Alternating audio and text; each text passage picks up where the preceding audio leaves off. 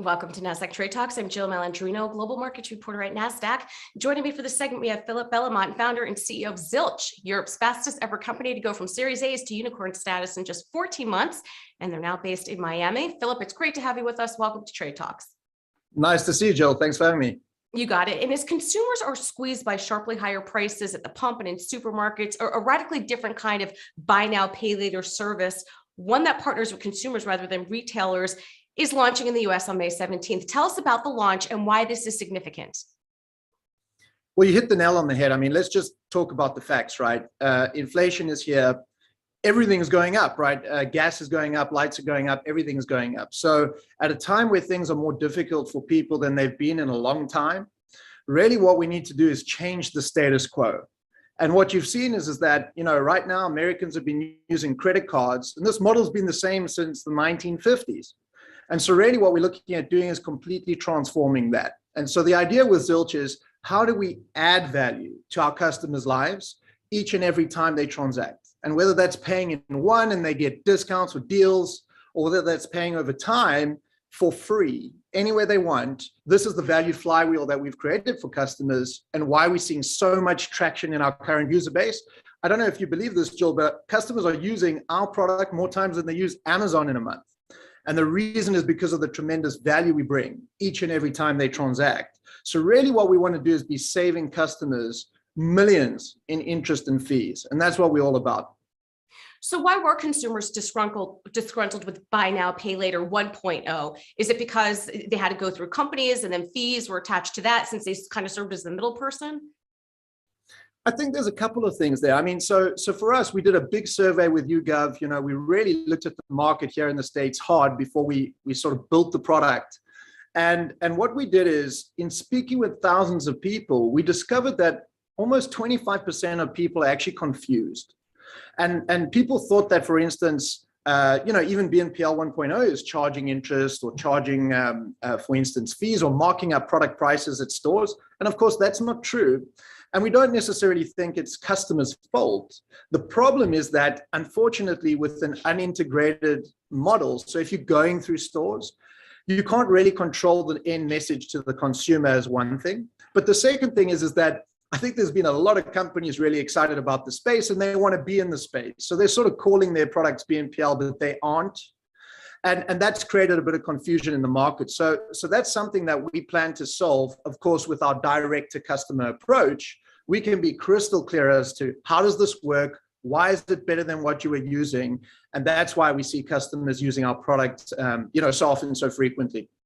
So Philip, how does this work then? If I go to a retailer and at the end you have the choice to pay by credit card or whatever method of payment you want to pay by, is Zilch added to that platform? What does it mean when you say you go direct to the consumer?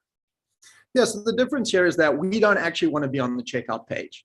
There's a lot of noise around the checkout page. It's the end of the shopping journey. And for us, what we'd prefer is we want to be that product that customers walk confidently into any transaction and expect to use Zilch to pay. So similar to the old concept of top of wallet, this is what we expect at Zilch and what we're shooting for. So the idea is our customers find us, they sign up with us, they go through a full sign-up process, AML, PEP sanction check, OFAC check.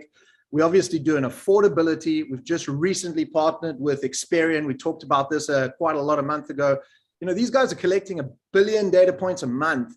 And so we're just integrating all of this data into our platform so that we can make decisions on affordability for our customers every single time they transact.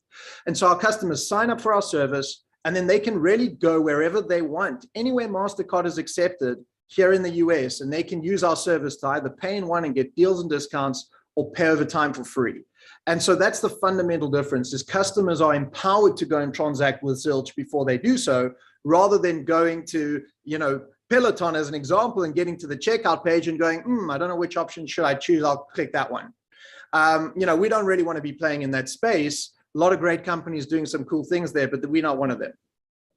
So are there any fees attached to Zilch for consumer to use the service? No, there aren't. So we're very proud to say that we're launching with zero interest, no fees, and of course, no late fees of any kind. And that's truly quite unique. So if you think about what we've done in the UK, we have about 2.5 million customers there. We've saved these customers between $60 and $80 million in fees and interest just last year alone. And so we're really excited to bring this to tens of millions of customers here in the US. And we think that number could get really big, really quick in terms of how much we could save customers. So how do you make money if you're not charging fees? So we've got a unique business model that really makes sure that retailers are paying for Zilch to bring them customers and empower customers to buy their goods and services.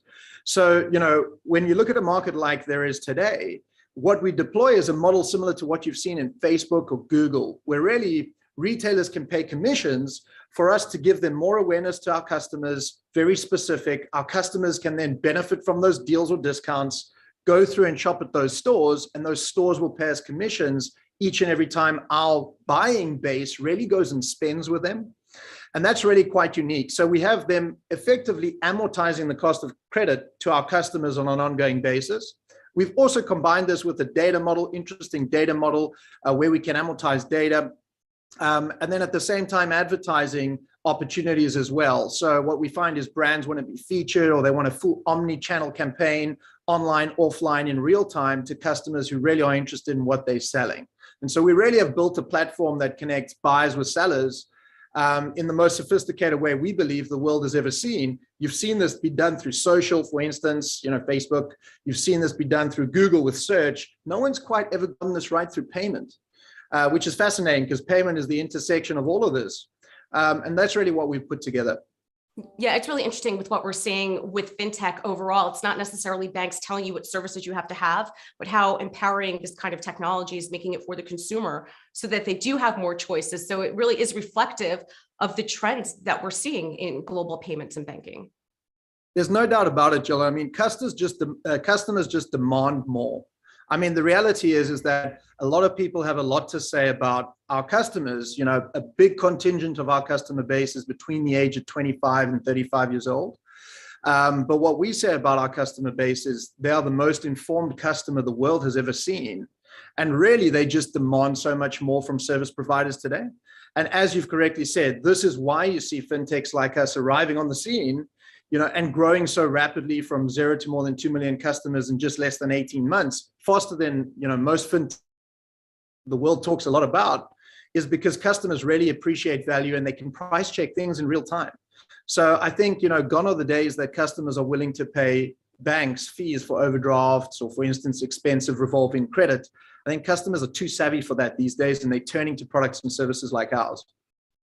All right. Appreciate the insight, Philip. Thanks for joining us on Trade Talks. I'm Jill Malandrino, Global Markets Reporter at Nasdaq.